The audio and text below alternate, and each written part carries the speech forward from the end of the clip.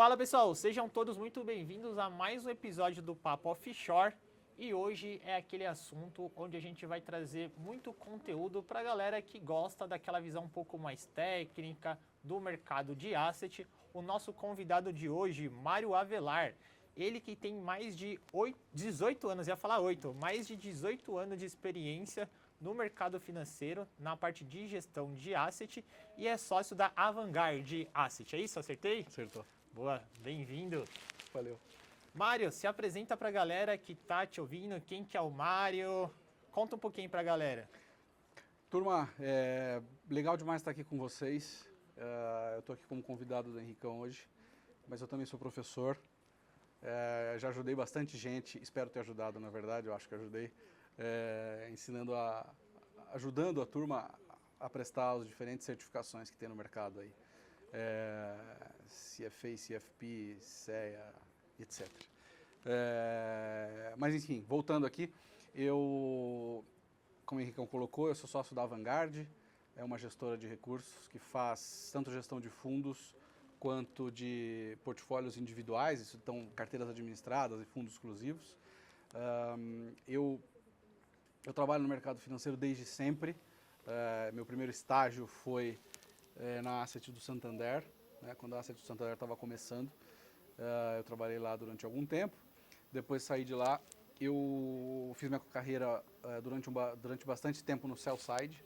Então eu passei por algumas corretoras. Principalmente eu foquei minha carreira em derivativo, é um assunto que eu sempre gostei muito. Então eu fui trader de opção durante alguns anos. Fui sales trader, que é quando a gente estrutura operações para vender para os investidores, com derivativos, eu estou dizendo aqui. E aí eu voltei para o mercado de asset, que é o mercado de gestão de recursos de terceiros, quando eu fundei a Avangard em 2015. E aí a Avangard começou fazendo a gestão de algumas estratégias, alguns mandatos exclusivos, ou seja, de um grupo de investidores. Em algum momento ela abriu o seu primeiro fundo de investimento aberto, que capta recursos de vários investidores, né, no mercado. Depois, em 2018, eu saí da Avangard, eu deixei de ser sócio, fui trabalhar no Bradesco, especificamente na Ágora, corretora de valores. Eu fui responsável por estruturar a mesa de negociação de derivativos para os clientes da corretora. E eu fiquei lá até 2021, quando eu saí de lá como superintendente e voltei para a Avangard. Eu voltei a trabalhar na gestora onde eu tinha trabalhado antes, né? E lá na Avangard eu faço, basicamente, eu cuido dos mandatos que a gestora tem, que são especificamente de renda variável nos produtos abertos. Então a gestora é uma gestora quantitativa, de métodos quantitativos, e que ela administra atualmente 3 fundos abertos. Um fundo long only, que só investe em ações, um long and short, que faz operações neutras, em que a gente busca capturar o alfa sem exposição direcional ao mercado de bolsa. E a gente tem um fundo previdenciário, que é um mix, ele tem estratégias long only, long short dentro dele e tudo mais. E além disso, a gestora faz a administração de mandatos exclusivos, né? Muitas carteiras administradas, alguns fundos exclusivos que investem tanto localmente quanto no exterior. Legal, a gente estava meio que conversando aqui nos bastidores, falando um pouquinho, acho que tem muita coisa curiosa para você trazer. É um tema que eu tô cada vez um pouco mais por dentro. Nesses últimos dias estive lá nos Estados Unidos, em Miami, visitando o pessoal, algumas instituições. E quando a gente fala desse mundo de asset, lá é um mercado gigantesco, tem várias vertentes. E quando a gente traz aqui para o Brasil, ainda é um mercado pequeno relativo ao tamanho que é lá, em questão de oportunidade. Estava comentando com você. Eu vejo aqui na escola muitos alunos que gostam mais dessa parte mais técnica, de fazer a parte de gestão, e eles sentem essa dificuldade porque geralmente quando vão prestar para uma vaga numa asset, geralmente essas vagas acabam sendo times mais reduzidos e não tem tanta rotatividade, por exemplo, para uma vaga comercial, para um gerente de relacionamento, um especialista em investimentos. Aí eles têm que ficar esperando a pessoa fazer uma transição ou a pessoa ser promovida para uma outra área, e a galera fala, cara, queria trabalhar em asset, mas é muito difícil conseguir. Então, acho que tem bastante coisa legal para você trazer. Mas vamos começar lá do basiquinho, primeiro contato. Então, Você já gostava de mercado financeiro? Como foi esse primeiro contato lá com a Asset no Santander? Como é que foi esse começo seu no mercado financeiro? Cara, então eu vou te contar isso, que é uma parte curiosa da minha carreira. Boa. Eu tenho um sócio que brinca que eu sou o único arquiteto CFA que ele conhece. Sacanagem essa parte, eu não sou arquiteto, mas eu sou graduado em marketing. Né?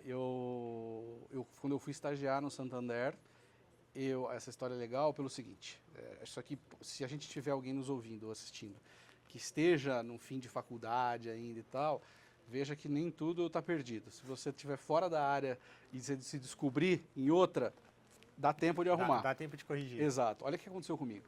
Eu fazia faculdade na ESPM, Escola Superior de Propaganda e Marketing. A ESPM, naquela época, 20 anos atrás, ela tinha 2 cursos de graduação, Administração e Marketing. Né? Eu estava no curso de Marketing. E ali no meu segundo ano de faculdade, depois de uma aula de macroeconomia que eu tive com o saudoso professor Chico, faz muito tempo que eu não vejo, enfim, ele era o chefe de economia da SPM, eu fiquei encantado com aquilo. Eu adorei aquele troço. E aí eu estava num curso de comunicação, lembre-se sempre disso. E aí eu comecei a estudar, a olhar mercado, a entender o que era. Eu não tinha a menor ideia, imagina, eu tinha 19 anos, só pensava em ir na festa, não tinha a menor ideia do que eu queria fazer. Fui fazer aquele curso ali porque, sei lá, alguma coisa que apareceu na frente, passei no vestibular, falei, isso aqui deve ser legal, vou testar. Aí, gostei daquilo. Comecei a estudar economia, entenda, estudar é pegar livro e começar a ler, porque eu não tinha a menor ideia e minha faculdade não me ensinava isso, né? Aí, em algum momento, eu comecei a acompanhar a bolsa, comecei a estudar sobre aquilo, comecei a ler, pesquisar paper científico, acadêmico, livro, e comecei a ler, estudar, e foi gostando demais. Eu tinha uma pequena poupança, pequena mesmo, na época, que meus pais fizeram para mim, e eu comecei a aplicar aquele dinheiro, né? A primeira aplicação que eu fiz, nunca vou esquecer. Fez errado? Não, fiz certo. Sabe por que eu fiz certo? Sabe por quê? Foi num fundo DI. Por quê? Meus pais, completamente leigos, eles fizeram literalmente uma poupança, uma caderneta de poupança. E eu, aquela época, eu estou falando aqui de 2003, talvez, 2, 3, a gente tinha uma Selic naquela época que devia beirar uns 30% ao ano, 26 talvez. Eu comecei a olhar e a aprender sobre investimento. E comecei a olhar na lâmina, né? Eu tinha conta, a poupança estava num desses bancos grandes. Não sei se a gente pode ficar falando o nome de banco aqui. Pode. Era no Itaú. Eu fui lá olhar e falei, essa poupança aqui rende pouco. Aí eu olhei lá na lâmina de fundos, falei, com esse dinheiro que eu tenho na poupança, eu posso migrar para um fundo DI e rendia coisa de 2% ao mês na época, né? O fundo DI. Devia cobrar uma taxa de administração violentíssima, né? Como era comum naquela época. E mesmo assim rendia muito, porque óbvio, a taxa de juro básica era na estratosfera. E aí eu vi que se eu colocasse aquele dinheiro da poupança no fundo, de rendimento, eu dobrava o pouco de grana que eu tinha na época que eu não trabalhava ainda, meu pai me sustentava. E aí foi a primeira aplicação que eu fiz, né? Aí a segunda já foi na bolsa. Eu comprei a ação da Ambev. Aí sim eu perdi. Aí perdeu? Aí eu perdi. Eu lembro a primeira vez que eu fui eu fui preencher uma boleta. Eu tinha assistido 300 vídeos para preencher certo, e a galera sempre falava, né? Hoje é até simples você comprar ação, mas naquela época era difícil, não tinha aplicativo, você comprava no celular, tinha que abrir o home broker, um quadrado que nem tinha layout nem nada, era só os negócios, compra e venda. E aí eu assistindo 300 vídeos, o pessoal sempre falando no vídeo, cuidado pra você não mandar uma ordem de venda, em vez de mandar uma ordem de compra, confira, tal. Aí eu já tinha estudado, eu fiquei com aquilo na cabeça. Fui lá e fiz errado na primeira. Então, o que eu vi 300 vezes que não era pra fazer, eu repeti. Também perdi dinheiro a primeira vez que eu preenchi errado lá. É assim que aprende. Não, mas legal. Eu não terminei a história. Verdade. Vamos lá. Fui aprendendo por conta própria e tal. Aí, em determinado momento, eu falei assim, cara, eu quero trabalhar com esse troço. E aí eu falei assim, eu preciso testar, né? Eu nunca tinha trabalhado assim, formalmente, né, numa empresa e tal. Eu comecei falei, eu quero me movimentar, quero ir atrás e tal. E, lembrando, eu estava na SPM, a SPM tinha um curso de administração. Na época não existia, a internet ainda era um troço meio rudimentar, tinha mural de estágio na faculdade, né? Aham. Você é mais novo que eu, você não deve conhecer isso. Ah, eu lembro, Tinha eu um lembro. mural, Galera, não existia LinkedIn. O mural era Não, o não. LinkedIn de hoje em dia, era um mural, assim. Esquece, era um mural, um painel na faculdade de feltro, que a secretaria ia lá com uma taxinha E e pregava o post-it lá com a vaga pregava ou o a anúncio notícia. da vaga. É. Exato. Chega um dia lá, todo dia eu passava para olhar, eu vejo um dia lá, Santander Asset Management, contratando o programa de estágio, alunos de administração. Falei, porra, não sou de administração. Mas falei, vamos tentar. Montei lá o currículo e tal, eu nem lembro o que eu escrevi. Entusiasta, estudante de investimento, tal, alguma coisa assim. Fui lá, me chamaram para o processo seletivo. Pô, cheguei lá no processo seletivo, tinha um auditório cheio de gente de GV e tal, economia e tal. Falei, cara, tô ferrado. Enfim, encurtando a história, deu certo. Me chamaram. Vem. Aí começou. Foi daí. Legal. E a galera acha que é difícil você conseguir estudar hoje? Naquela época que não existia Google, você tinha que ir na biblioteca. Cara, não tinha nada. E eu, como é que eu ia descobrir qual livro eu tinha que estudar? Porque, cara, eu tinha algumas coisas a meu favor. Eu já falava inglês. Falava, lia, escrevia em inglês e tal. Então, pô, a gente está em 2025.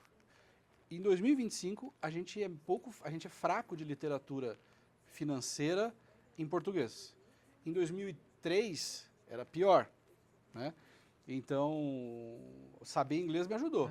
Né? Tinha algumas traduções para o português já naquela época de livros muito bons, livros seminais, que até hoje se lê, por exemplo, o livro de derivativo do John Hull. Né? Na época, a edição que eu tenho, que acho que é a primeira ou a segunda, ela foi editada pela BMF, Bolsa de Mercadorias e Futuros, que nem existe mais. Mas enfim, me ajudou, tá numa biblioteca, ajudou, e consegui ver ali do curso de administração alguma coisa que eu conseguia sugar de certa forma dali. Mas sem dúvida, hoje é muito mais fácil. Hoje você tem vídeo no YouTube, você tem portais, hoje em dia, por exemplo, você tem o ssrn.com, que é o portal de ciências sociais. Todos os papers publicados no mundo inteiro de ciências sociais você encontra ali. Né? Então, economia, por exemplo, você encontra ali milhões de papers, até 3 cliques você encontra. Né? Então, realmente é mais fácil.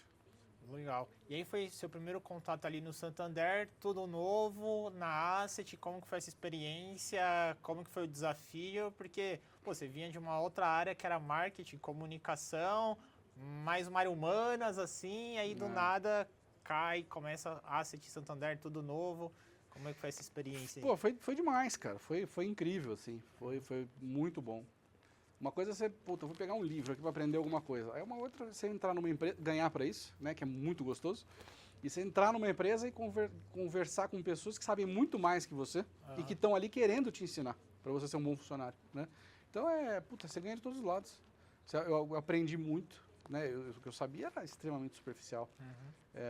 Quando eu entrei lá, quando eu entendi, falei, cara, e tem uma coisa que foi legal demais, que o trabalho de asset management, as empresas que fazem gestão de recursos terceiros, normalmente são empresas que têm um corpo técnico muito robusto. Né? Por exemplo, na época que eu estava no Santander, o diretor de gestão dos fundos tinha saído da tesouraria do banco. Então, você imagina, um tesoureiro de banco, a bagagem técnica que esse cara tem. Né? Então, porra, tá ali ouvindo o que aquele cara fala, qualquer coisa que ele falasse, se ele fosse no café, eu ia atrás dele para ouvir o que ele falava. Né? Então, isso foi legal demais. Eu fiquei muito tempo trabalhando na distribuição dos fundos, então eu interagia com os investidores. Né?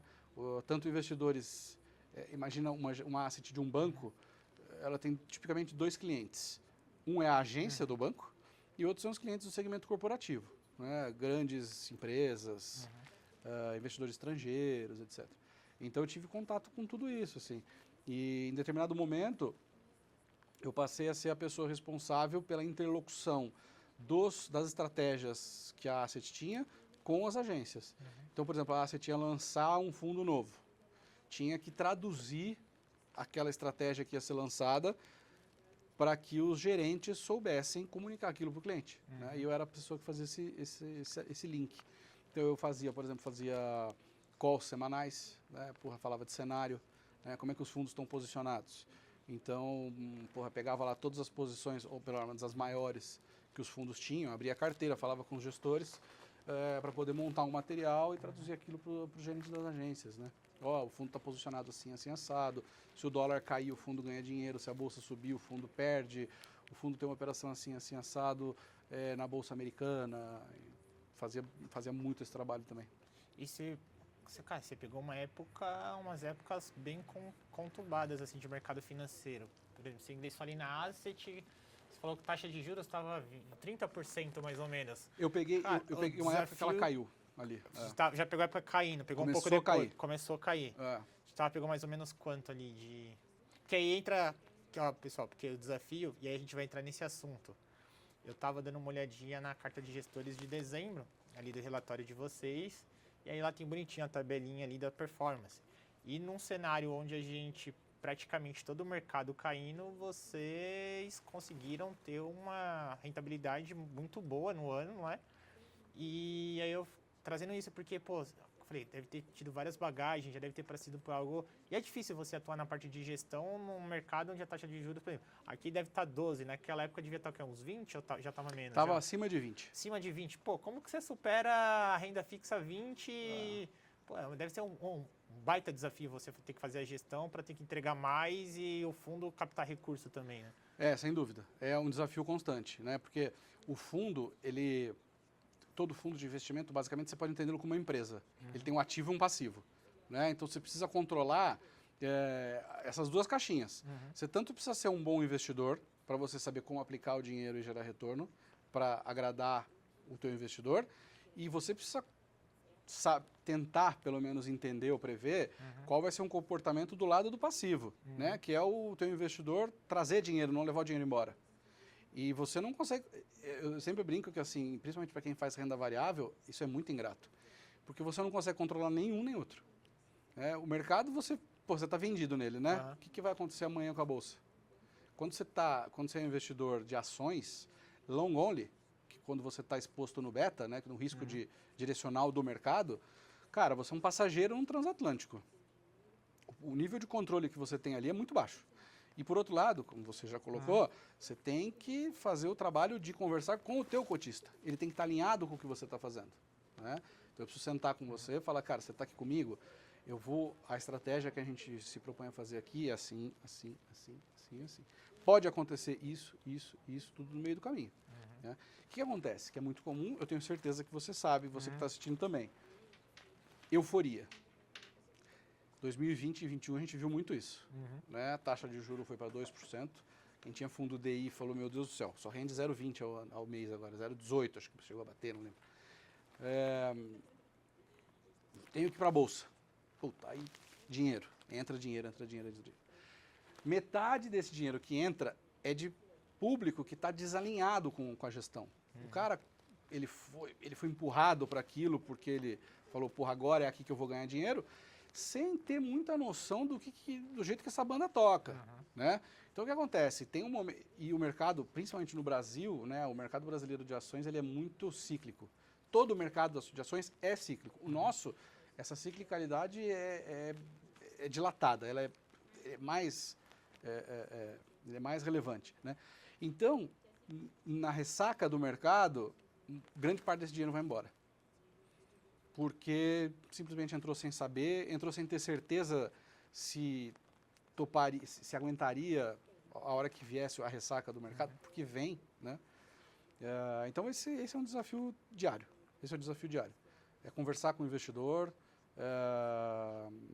Muitas vezes o investidor quer saber se você... E o investidor está muito certo nisso, né?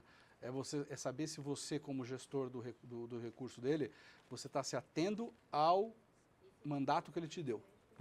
Isso acontece direto. O gestor desalinhar o mandato, né? Você está indo mal, não ganha dinheiro, fala, pô, eu preciso dar uma tacada aqui. Aí você vai e desvia do seu mandato. Pô, o seu mandato é comprar ações com perfil conservador. Exemplo, estou criando um exemplo hipotético aqui. Pô, você tem um mandato de volatilidade no seu fundo, por exemplo. Em janelas de 12 meses, você precisa ter uma volatilidade de 20%. Você bate 30% de vol. O seu investidor vai sentar com você e falar assim, cara, o que você fez aqui? Aí você fala, puxa, veja bem, eu estava achando que o mercado estava muito barato e que ia dar uma grande porrada, eu fui lá e puta, desviei. Nesse momento, provavelmente esse cara vai tomar um resgate, né? E aí vai atrapalhar a vida dele. Então, esse trabalho de gestão, ele é muito disso. Você tem que ter um nível de disciplina fora do comum, porque você tem que stick to the plan. Então, o teu investidor deu aquele mandato, você tem que fazer aquilo. E nada além daquilo. Porque se você ganhar dinheiro fugindo do mandato, você correu o risco de ter perdido dinheiro. E aí, você não vai ser perdoado.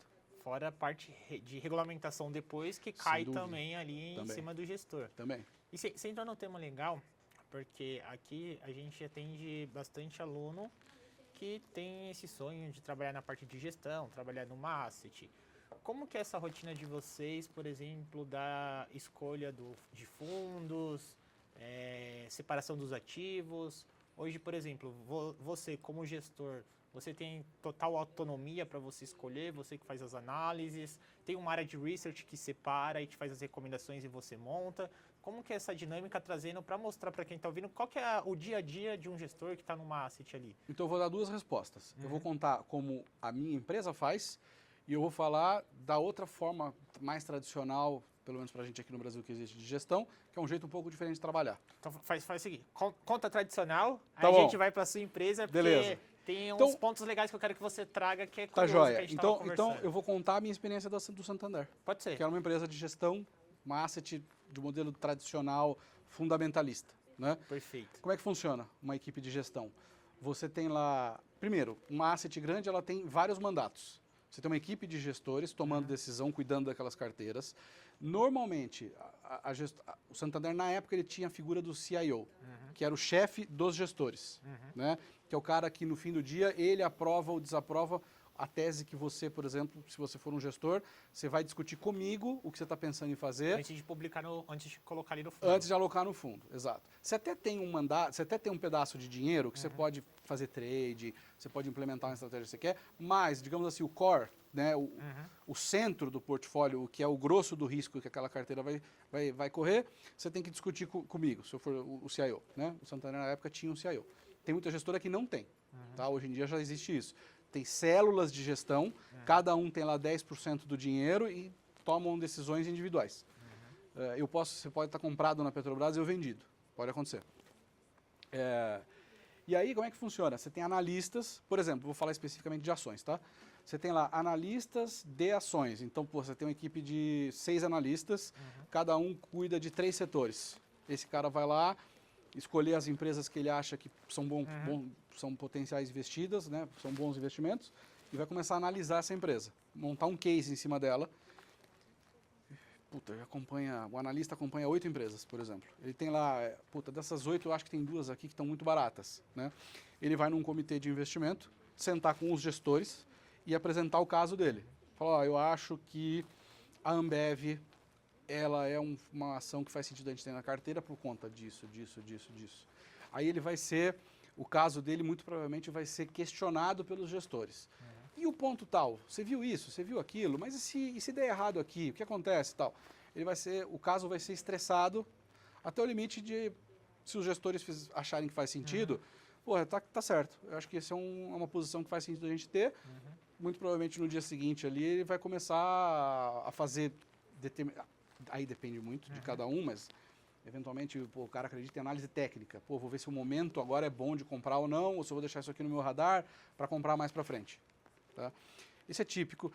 Aí num fundo macro, por exemplo, que compra dólar, vende dólar, aplica juro, toma juro, etc. Ele vai ter um economista que vai fazer análise econômica, então é um cara que vai ficar medindo como que estão as contas do governo, qual é a tendência para as variáveis macroeconômicas, para ver se ele vai operar a macroeconomia. Né? Aplicar dólar, tomar dólar, vender dólar ou comprar, aplicar ou tomar o juro, bolsas globais, se vai vender ou comprar, commodity, etc. Né? Então tem a parte da análise dentro da gestora, que é o analista buy side, e tem a gestão. O gestor é o cara que a gente brinca que ele aperta o gatilho. Você é o analista, você diz para mim que determinada empresa é um bom investimento. Quem vai decidir se vai entrar ou não é o gestor. Tá? Então, assim, é mais ou menos assim como funcionam todas as gestoras vamos chamar assim, de gestão tradicional, né, em que você tem um analista pensando em casos individualmente. Então, para deixar claro para a galera que tem interesse nesse mercado, tem um time de research ou economista, então eles vão montar toda a defesa ali do porquê aquele ativo deve ser incorporado na carteira ou não, ou se é para tirar ali.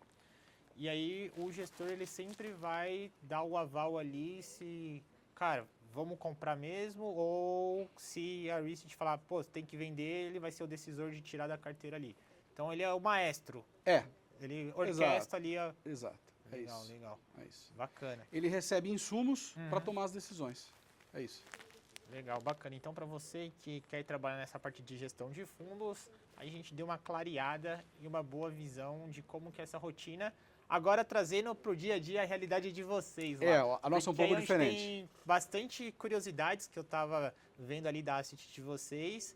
E aí eu queria entrar um pouquinho também para falar um pouquinho dessa gestão, que tem bastante coisa que eu achei bem interessante. O que a gente faz é a gestão baseada em métodos quantitativos. Então, eu não tenho na minha gestora a figura de um pesquisador para, por exemplo, modelar o dólar ou para pesquisar determinadas empresas que o fundo vai investir, né? O que a gente faz é outra coisa. A gente tem modeladores que estudam, pesquisam e testam teorias de gestão, teorias de alocação e filtragem, né, o stock picking que a gente fala, que é de escolha de ativos, né? Então o que a gente faz é uma escola de gestão que surgiu na academia norte-americana lá pelos idos de 1970, né? Vocês já devem ter ouvido falar do modelo CAPM,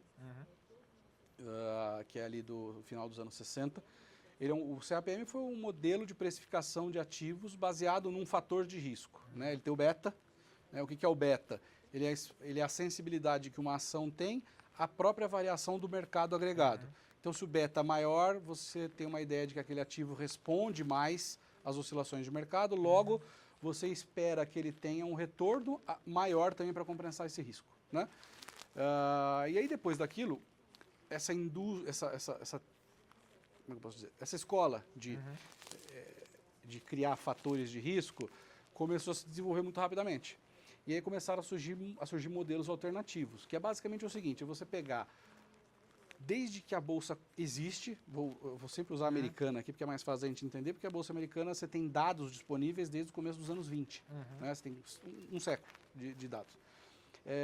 Que é o seguinte: você pega esse um século de variação de todas as ações que já existiram na Bolsa e você busca ali padrões. Será que você consegue agrupar as ações que performaram melhor? Será que elas têm características comuns entre si? Te respondo, tem. O nosso trabalho é esse, é pesquisar quais são esses padrões. Eu olho em 100 anos de dados, e em pequenas janelas, janelas médias, janelas longas, etc., e eu fico estatisticamente e sistematicamente, ou seja, sistematicamente quer dizer, através de regras, eu crio regras para dizer para mim quais são os melhores ativos que eu tenho que ter. Porque ao longo de 100 anos para os Estados Unidos, estas empresas que têm a característica A, B, C, D, F, G, etc., foram as grandes vencedoras ao longo do tempo. E aí eu corto esse intervalo de tempo em janelas menores para ver se no curto prazo isso também é verdade, ou seja, se elas são constantemente vencedoras, né? E você começa a encontrar padrões. Isso, esses pesquisadores que eu estou me referindo aqui, começaram a fazer isso, principalmente na academia, eram trabalhos acadêmicos lá nos anos 70. E aí veio 70, 80, 90, com a aceleração dos poderes computacionais, as pessoas passaram a ter computador em casa, né? Isso acelerou muito rápido. Até que, já nos anos 90, você tinha grandes gestoras de recursos nos Estados Unidos, né? Eu acho que a principal referência aqui é a Dimensional, quem tiver curiosidade, entre aí, dimensional mesmo. Esses caras devem administrar hoje algo como 600 bi de dólares, usando esse tipo de racional, né? Você entendeu que é completamente diferente de eu parar e planilhar uma empresa em específico para ver se ela é uma compra ou se é uma venda. Eu faço diferente aqui. Eu não faço nenhum tipo de julgamento sobre as empresas. Eu vejo se ela tem aquele monte de característica que eu entendo como sendo um gerador de retorno de longo prazo. Legal. E aí todas essas que passam nesse filtro eu vou comprar. Aí eu vou fazendo algumas perguntas para ir clareando para a galera. Hoje, todo esse processo de análise, de mapear o comportamento, é um sistema de vocês desenvolvido, vocês desenvolveram do zero para ficar no modelo que vocês desenharam de metodologia. Hoje vocês utilizam uma ferramenta que é de mercado, qualquer pessoa que está ouvindo a gente e quiser fazer simulações, tentar montar uma própria carteira fazendo esse tipo de estudo. Como que é essa modelagem de vocês? Olha, a nossa modelagem a gente desenvolveu toda proprietária. Legal. O que você tem é o seguinte, como a base disso é acadêmica, isso é tudo público. Então, se você quiser testar, por exemplo, fatores de risco, o nome disso que se dá é fatores de risco, né? São os fatores de risco que explicam o retorno do mercado. Você consegue meter um Google aí, Risk Factors, vai aparecer 1 milhão de resultados no Google com uma infinidade de papers acadêmicos que você pode ler aquilo lá e aprender e replicar. O que a gente faz na gestora é que a gente aprende com esses pesquisadores e aí a gente mergulha mais a fundo para montar a nossa forma de medir aquilo lá. E é aí que a gente consegue entregar um diferencial, né? Porque senão, se não fosse assim, minha gestão seria muito facilmente copiável, né? Bastava alguém entrar no Google, pesquisar 10 papers desses, replicar, você ia ter meu fundo, né? Então aí não faria sentido eu vender isso como um produto para alguém, né? Então o que a gente faz isso há 7 anos já hoje, nós somos pesquisadores. Nosso trabalho é pesquisar e testar aquilo que está sendo pesquisado, né? Eu estava te contando antes da gente começar a gravar. 90% de tudo que a gente pesquisa, a gente descarta, né?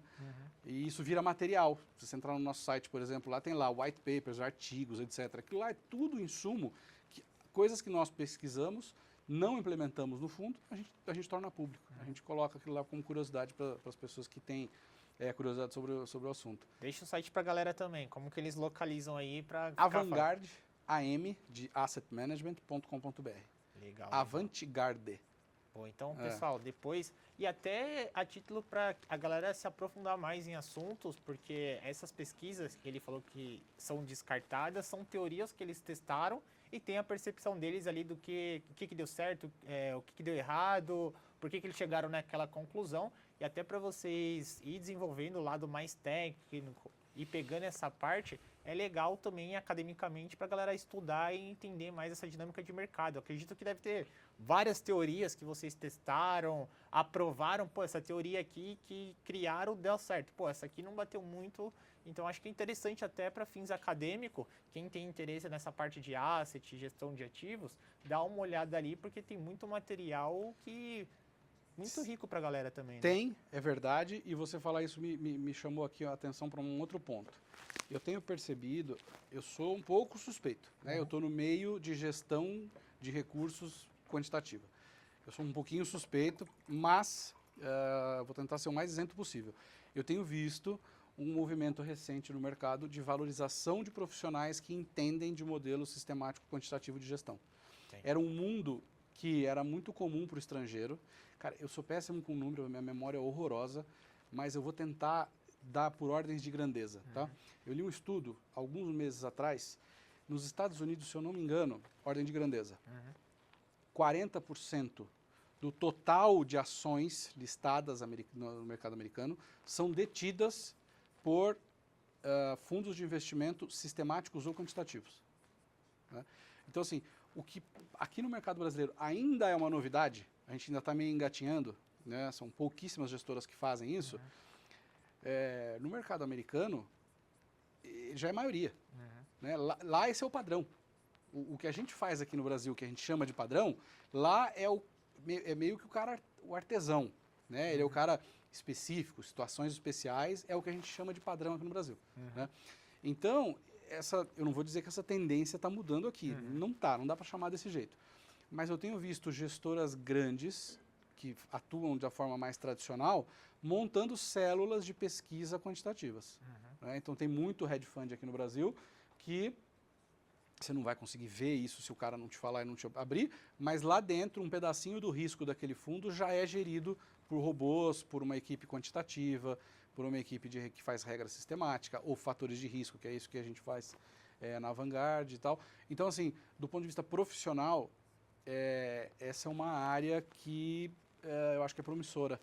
tem pouca oferta de mão de obra e eu acho que a demanda, eu vejo que ela já vem crescendo e eu não vejo por que isso deva mudar. Isso que você citou é legal, porque às vezes a galera pergunta o que eu faço para diferenciar do mercado financeiro, e aí entra muito nisso que eu vi poucas pessoas também fazendo, que é entender da parte de programação. Eu até acabou coincidindo, hoje eu fui conversar com um aluno, que ele tinha interesse em entrar em um dos nossos programas do MBA Internacional, que eu comentei com você, e aí como a gente estava viajando, eu estava lá em Miami esses dias, aproveitei para visitar alguns bancos lá, para trazer novidades para os alunos tal, e trazer como que está o mercado, o cenário americano lá, enfim. E aí ele foi perguntar algo nesse sentido de como que é os bancos lá, as instituições em questão de tecnologia, é igual aqui no Brasil, como que funciona. Aí eu falei, cara, depende de banco, igual no Brasil. Tem instituição aqui que tecnologia é absurdo e tem outros que ainda estão um pouco mais atrasados lá também. Se você pegar os principais bancos, cara, tudo roda perfeitamente. Tem algumas instituições que têm certas limitações. E aí eu comentei com ele que uma das visitas que a gente foi no Safra lá de Nova York. E aí conversando com o banker, a gente foi perguntar, tal, rotina, como que foi e tal, para ele chegar no cargo, se destacar. Aí ele trouxe isso, ele cuida da parte de alocação de ativos lá. E ele falou que ele aprendeu programação, foi aprender Python, porque apesar dele já receber o portfólio de investimento do banco, que já tinha um resultado bom, através da programação ele conseguiu criar alguns robôs ali, que com base no perfil da carteira que o cliente já tinha, consolidando com o que o banco estava recomendando, ele conseguia ser mais assertivo ainda do que a carteira do banco que já estava tendo uma boa rentabilidade. E aí, através de ele se aprofundar mais nessa parte quântica de programação, ele conseguiu aumentar mais ainda a performance da carteira dele. Ele falou, cara, aqui quem quer se diferenciar hoje é programação, aprender Python, entender mais dessa parte quântica, porque nessa parte de gestão de portfólio a gente utiliza muito aqui para dar uma performance melhor na carteira, a gente consegue ter uma taxa de assertividade um pouco maior. Então, quem quer se destacar, eu recomendo começar a olhar essa parte de dados, números, entender bastante de programação. E eu vejo que lá era meio comum assim, e aqui no Brasil, uma outra pessoa de mercado financeiro que eu vejo querendo entender mais de programação, até para trazer para esse lado, que é o que você comentou agora. Não, é muito importante, tem se tornado cada vez mais.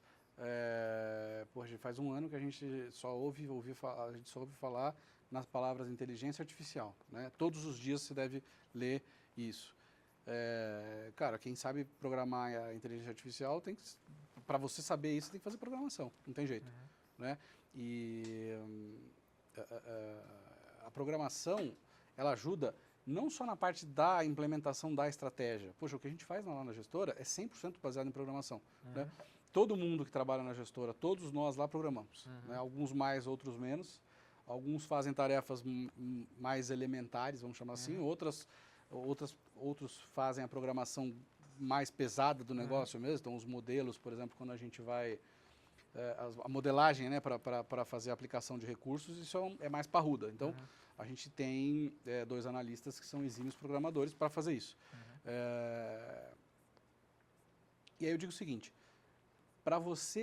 se você for pensar, se você for dar um foco, de certa maneira, na gestão mais puxado para o quantitativo, né, você não precisa ser totalmente dedicado, mas se você quiser ter ali um conhecimento para implementar alguma coisa assim, e você ir para uma gestora e levar isso como uma bagagem adicional, conhecer a programação é mais importante propriamente do que conhecer finanças. Porque se você entra numa gestora de recursos, a parte de finanças, de economia, os caras te ensinam lá. Você aprende lá, fica tranquilo. Agora, a habilidade da programação é onde vai ter o seu diferencial. Porque lá ninguém sabe, provavelmente ninguém sabe fazer. Então não vai ter ninguém para te ensinar. Então é um negócio que você precisa levar para dentro. Então, hoje em dia, eu estou bem convicto de que esse é um baita diferencial. Tá? Seja por inteligência artificial, eu não sei, ainda não tenho certeza o quanto ela é aplicável à estratégia de investimento. Né? Isso é uma coisa que ainda não está muito claro. A gente já rodou inúmeros testes, lá na gestora mesmo a gente já fez várias tentativas de aplicar machine learning para decisão de investimento e assim, não é meio cinzento ainda, não está claro o quanto é aplicável. Assim, aplicável mas não se tem ainda evidência de que, de fato, é um grande gerador de retorno. Né? Enfim, acho que o caminho da programação é fundamental hoje em dia. A gente estava conversando ali antes de começar nos bastidores, que aí você comentou que o time de vocês são 6 pessoas, todo mundo tem noção de programação e que muita coisa, operação lá, é tudo praticamente 100% automatizado, vocês recebem notificação, tudo, tem os gatilhos e tal. E quando eu estava olhando os dados lá, que eu até comentei, vocês num cenário onde a taxa de juros está 12%, todos os fundos caindo, vocês conseguiram ter uma performance muito boa e bem superior. E aí você comentou, a gente tem a parte de tecnologia, a gente usa bastante, investe tudo isso.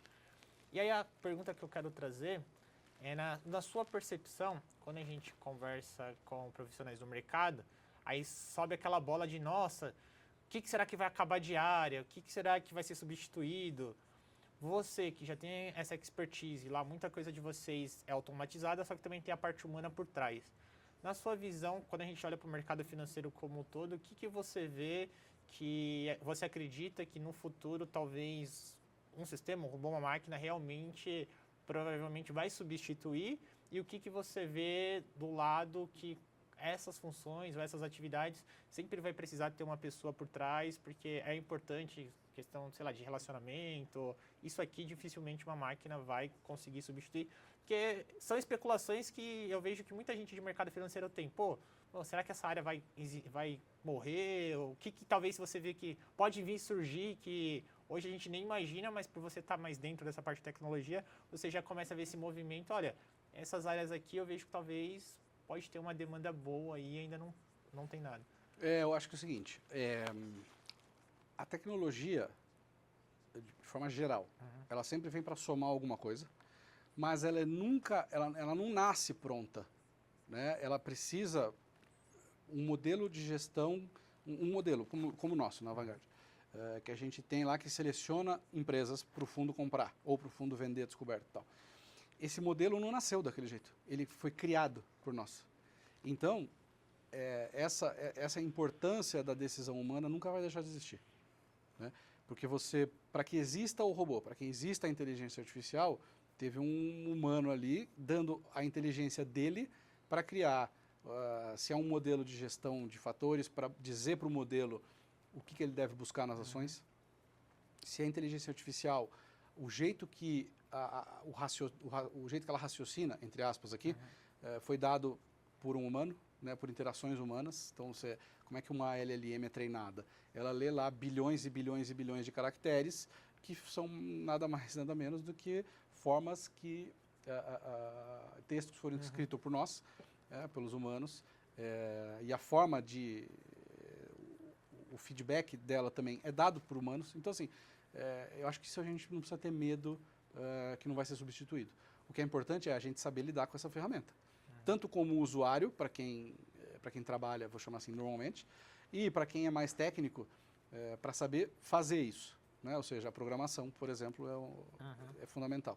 E aí, falando especificamente da área de gestão, onde eu acho que pode haver redução de pessoas por conta disso, é justamente nessa parte mais operacional, de back-office, middle-office e tudo mais. Exemplo, tá? Vou dar um exemplo aqui que é trivial. Uma gestora de fundos recebe ordens de aplicação e de resgate no fundo. Né?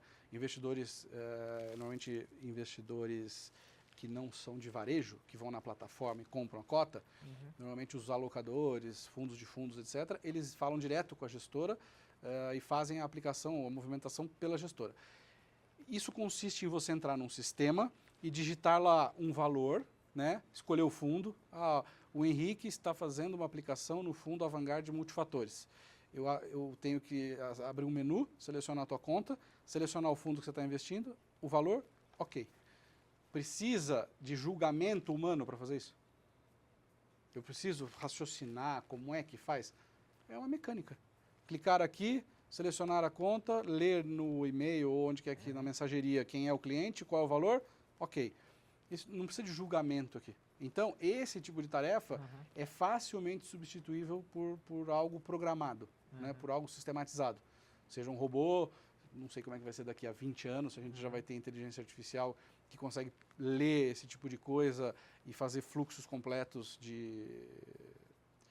por exemplo, de uma movimentação. Hoje em dia, por exemplo, em corretora de valores. Sai um pouco de asset agora aqui para a corretora.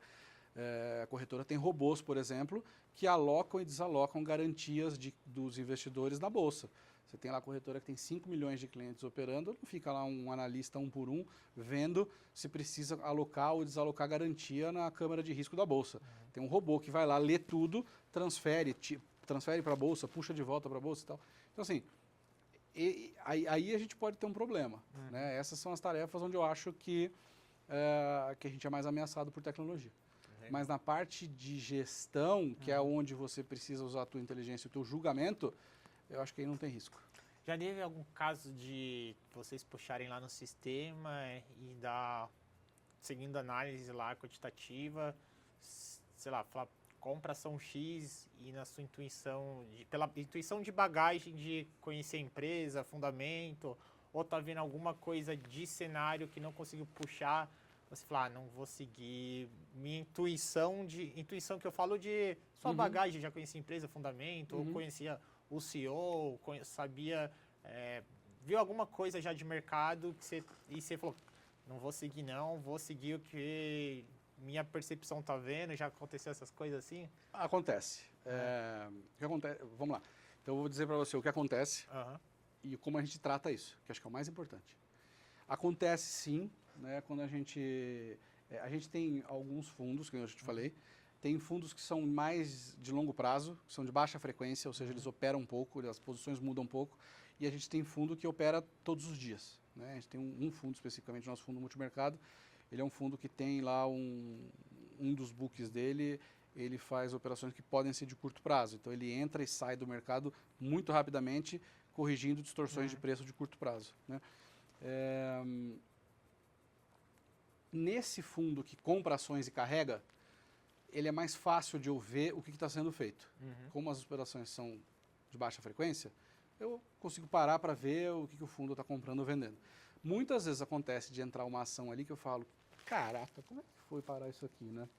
Porque os modelos, eles já são todos programados para filtrar algumas coisas e não deixar entrar, né? Mas você olha aquilo e você fala assim, caramba, mas essa empresa aqui, né? Eu, se fosse tomar a decisão, não estaria comprando. Né? Então, acontece. A gente já comprou empresas aí que bem estressadas, assim, totalmente estressadas. Você fala assim, cara, eu queria colocar meu dinheiro nisso. Como é que a gente trata isso na gestora? A gente parte do pressuposto de que, porque esse ativo apareceu lá, primeira coisa, ele está respeitando as regras que eu programei no modelo para que ele me mostrasse as ações que eu devo comprar. Ora, se eu parto do pressuposto de que o modelo sabe fazer, porque eu testei isso ao longo de 7 anos e numa massa de dados gigantesca, tem um porquê daquela ação estar ali. Então, o que a gente faz na gestora é, se o modelo está comprando a ação, ele vai comprar a ação. Eu posso até pensar o seguinte, puta, com o meu dinheiro, óbvio que eu tenho meu dinheiro no fundo, mas se eu tivesse que tomar essa decisão de comprar esse ativo, eu não estaria comprando. Né? Do ponto de vista de o que você vê no noticiário, se o setor que ela está atuando é um setor que eu gostaria de comprar, mas no bloco de ações que eu estou negociando, ela tem o papel dela de estar ali. Né? Ela está entregando para o fundo alguma descorrelação, algum benefício, porque ela tem alguma coisa acontecendo com ela que eu consegui capturar de um ponto de vista de análise quantitativa pura mesmo, que é a análise time series, é eu pegar os dados de bolsa, de negociação, a evolução do preço, a volatilidade, as covariâncias e tudo mais, ela tem um porquê ela está ali. Né? E eu parto do pressuposto, e isso é muito interessante da escola de gestão quantitativa, que é o seguinte, ela está ali por algum motivo que eu posso não estar vendo. Né? Quando eu faço análise de dados, eu estou analisando uma massa gigantesca de dados, que seria impossível eu fazer a olho nu. Se eu fosse fazer, quero dizer assim, uma análise fundamentalista. Né? Então, aquela ação tem um motivo dela estar ali, e eu posso, no meu julgamento, não estar enxergando o porquê. Então, eu simplesmente não filtro. Tá? Tem algumas, tem situações específicas assim que a gente filtra o ativo, mas aí é outra coisa, não é por julgamento. Tá? É se por acaso ele passou e ele não deveria ter passado. Tá? Exemplo, empresas que estão no M&A. Né? Então, empresas que estão em processo de M&A, O alvo do M&A, normalmente a ação ela passa a ter um comportamento que ela deixa de ser uma ação. Ela passa a se comportar como um bonde. Num caso como esse, se o modelo filtra essa ação e sugere a compra, né, ele vai comprar, nessa hora eu filtro e eu posso tirar. Legal. Tá? Mas só nesse caso. Título de curiosidade. Tem alguns filtros, eu vi que vocês olham alguns indicadores, vocês separam ali dentro da metodologia de vocês, por exemplo, algumas segmentações, acabam olhando ROI.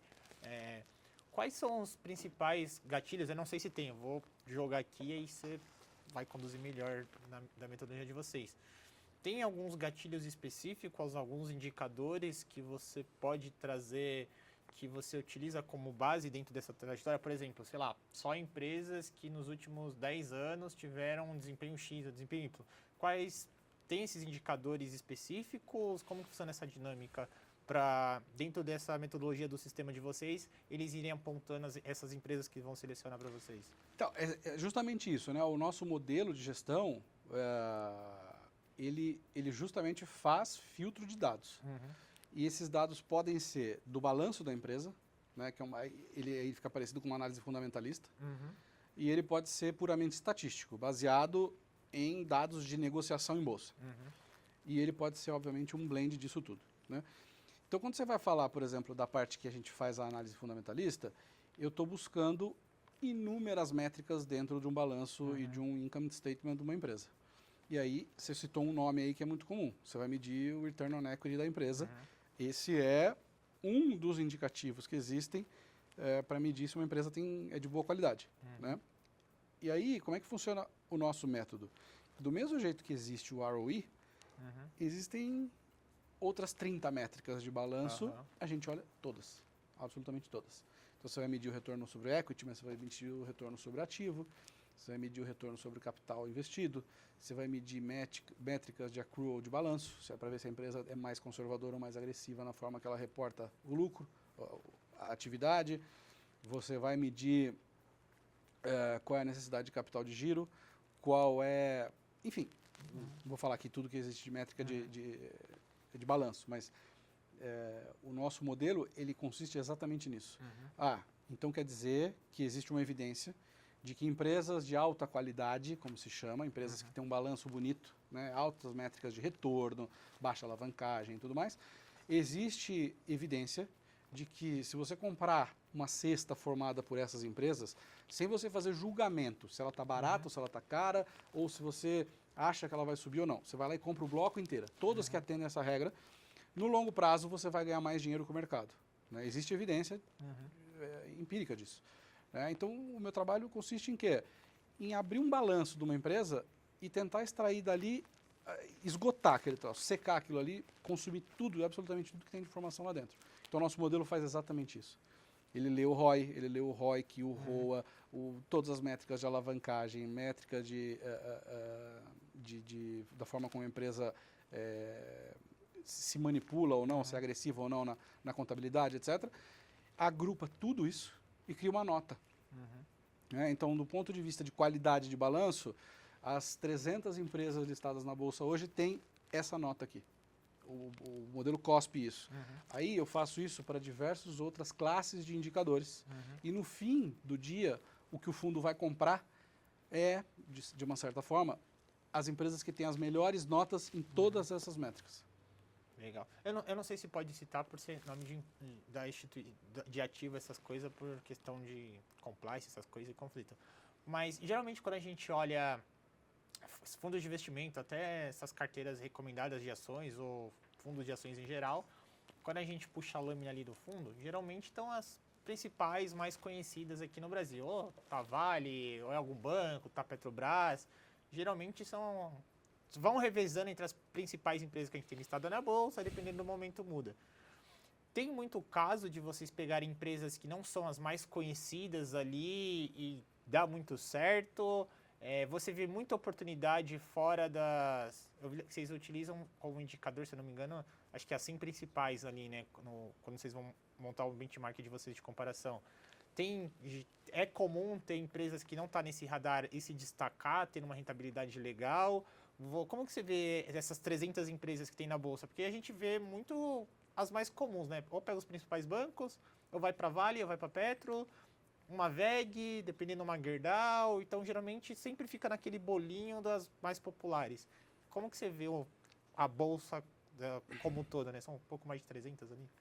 Vamos lá. O que acontece é o seguinte, a gente, empresas investíveis para a gente são menos do que as 300, porque a gente é muito restritivo em liquidez, né? Esse é o risco que a gente tem mais preocupação. Então a gente tem um filtro de liquidez que ele é razoavelmente exigente, vamos dizer assim, né? Então a gente está falando de um universo de 180, mais ou menos. Então, o que você quis dizer foi o seguinte, o nosso fundo de ações, o benchmark dele é o IBX 100. São as 100 empresas de maior capitalização na B3. E eu estou falando que a gente pode investir em 180. Estou dizendo para você que 80 empresas, pelo menos 80 empresas, elas não estão no benchmark, no índice de referência. Ou seja, são empresas menos conhecidas, um pouco menores, né? Então, o que acontece?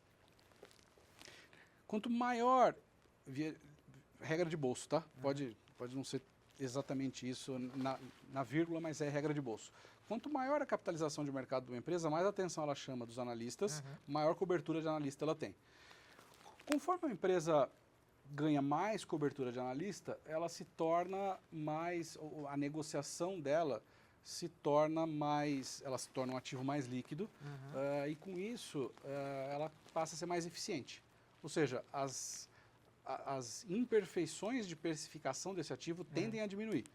Logo, se você concordar com isso, você vai entender que estar fora do índice normalmente é onde gera maior assimetria de informação e, portanto, tem, pelo menos em teoria, as maiores oportunidades. Né? Então, isso acontece muito. O nosso fundo, apesar dele usar o IBX, o nosso fundo de ações, ele usa o IBX como referência, né? Ele tem a estratégia dele de investimento para que ele vença esse índice. Né? O benchmark serve para isso. Mas ele não investe só nas empresas que estão dentro do índice. Né? Então, então, te respondendo, ele sempre investe em empresas fora do índice. Obviamente, eu não lembro a carteira de cabeça agora, para dar um exemplo aqui de uma empresa fora do IBX ou do Ibovespa, mas eu tenho plena convicção de que a gente deve ter algumas posições, tá? Vai ter mais do que 5 pelo menos, que não estão em nenhum índice. Em nenhum não, mas pelo menos no IBX 100 não vai estar. Legal, legal. É bacana trazer isso para a galera, para mostrar que a galera fala muito da bolsa, mas bom mostrar que tem muita oportunidade ali também. Óbvio, tem que fazer os filtros, fazer as análises. E é legal trazer essa visão, porque às vezes o que vai dar aquela rentabilidade, aquele diferencial, às vezes é fugir do que a manada está investindo, né? Então, quando a gente pega a maioria dos relatórios, geralmente estão nos principais bancões e a pessoa fica, pô, mas minha carteira não está indo bem, não estou performando, estou seguindo lá e não está dando certo. Às vezes não está olhando ali para onde deveria e onde talvez teria essas oportunidades e a galera não acaba deixando de lado por considerar, mas ninguém recomenda, às vezes não é tão bom assim, né? Então, acho que é legal trazer essa visão para a galera também. Eu tenho uma máxima. Tem muita gente que fala isso no mercado, eu vou copiar aqui, mas eu concordo muito. A bolsa não é o Ibovespa, necessariamente. Ela pode ser, mas ela não é necessariamente. Né? Então, você tem alguns casos, se você pegar a bolsa aí nos últimos 3 anos, que o Ibovespa ou o IBX, eles são muito parecidos hoje em dia, eles estão aí perdendo alguns % de retorno, você consegue encontrar cestas de ações aí que estão com retorno positivo nessa janela. Né? Porque o Ibovespa é uma coisa, isso não quer dizer que todas as ações caíram ou que todas as ações subiram. Né? Só para lembrar que o Ibovespa hoje é um índice, não lembro o número de cabeça aqui, mas eu tenho a impressão, em ordens de grandeza, que Petrobras sozinha deve ter hoje uns 13% ou 15% do Ibovespa. Se você colocar a Vale e os bancos, você já vai para 40% do Ibovespa. Então você está dizendo o seguinte, give or take, metade do retorno do Ibovespa é dado pelo que acontece com a Petrobras, a Vale e os bancos listados. Então se você pega uma empresa de ração de cachorro, eu nem sei se tem empresa de ração de cachorro listada, tem a Pets lá, que é um varejo de VET, né, de PET. Cara, o que essa empresa tem a ver com o preço do minério de ferro? Que é o que faz a Vale subir ou cair. Tem pouquíssimo, né? Apesar de elas estarem sediadas no mesmo país, ou seja, elas compartilham de um risco comum, o alfa, né, o que é específico dessas empresas é muito diferente. Né? Elas estão sujeitas a riscos muito distintos. Então, a bolsa não é só ficar restrita ao índice. Né? Acho que esse é a grande mensagem. Legal, legal. Agora fala um pouquinho pra gente aí da Asset, o momento de vocês, como que tá os planos. Vamos lá, a Asset, poxa, a Asset passou, a Asset não, o mercado vem passando por um momento desafiador, para não falar pior, porque a taxa de juros sobe, quanto mais a taxa de juros sobe, menos atraente fica você correr risco, né? Então, o investidor brasileiro acostumado com taxa de juro alta, para ele sair da renda fixa para renda, qualquer coisa que mexa, qualquer coisa que flutue, é um desafio, né? O custo de oportunidade é alto, né? Então, a gestora vem passando por esse mercado, do mesmo jeito que todo mundo está. A gente conseguiu performar bem, então acho que essa é a parte muito boa. A gente conseguiu entregar resultado. O nosso fundo de ações, que é o nosso fundo mais antigo, ele, ao completar 5 anos agora, em agosto, setembro, ele recebeu uma avaliação da Morningstar, que é uma certificadora internacional de fundos de investimento, com a nota máxima. Ele recebeu 5 estrelas na escala global. Então, basicamente, de um ponto de vista de risco-retorno, ele está entre os 15% melhores fundos do mundo na classe dele, né? A gente tem, além disso, um fundo que é uma estratégia nova. Aliás, amanhã ele faz aniversário de 2 anos. Ah, legal. Qual que é o fundo? É o Vanguard Absoluto. Ele é um fundo que usa a mesma metodologia para selecionar ações, só que ao invés dele ir lá e só comprar as melhores, ele vende a descoberto as piores. De forma com que essas posições se anulem e só sobre no fim de risco no fundo o que é específico das empresas. Então ele anula a exposição à bolsa, propriamente dita, e ele fica exposto só no alfa, né? No risco que é específico das empresas. Ele é um fundo que está indo muito bem, né? Em 2 anos ele acumulou 40% de retorno nominal, contra, imagino que o CDI, que é o benchmark dele, deve ter subido algo como 20%, alguma coisa assim, 22%. E a gestora ela tem focado bastante na captação no mercado institucional, né? Que são fundos de pensão, fundos de previdência, esse tipo de público. E também no público de plataforma, né? Os investidores de varejo.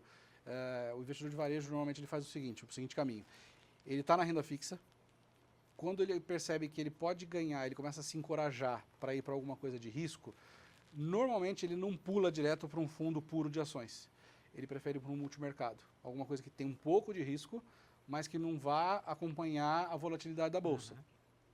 Então a gente está apostando muito na nossa estratégia absoluta por conta disso.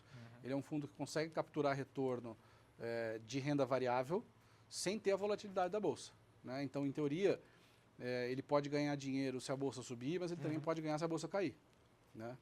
Então, a gente tem percebido que esse é o fundo, a estratégia, não é só nossa, tá? O mercado todo está assim. Você percebe fundos que têm gestão semelhante a essa, que estão conseguindo atrair investidores. Então a gente está nessa, sim.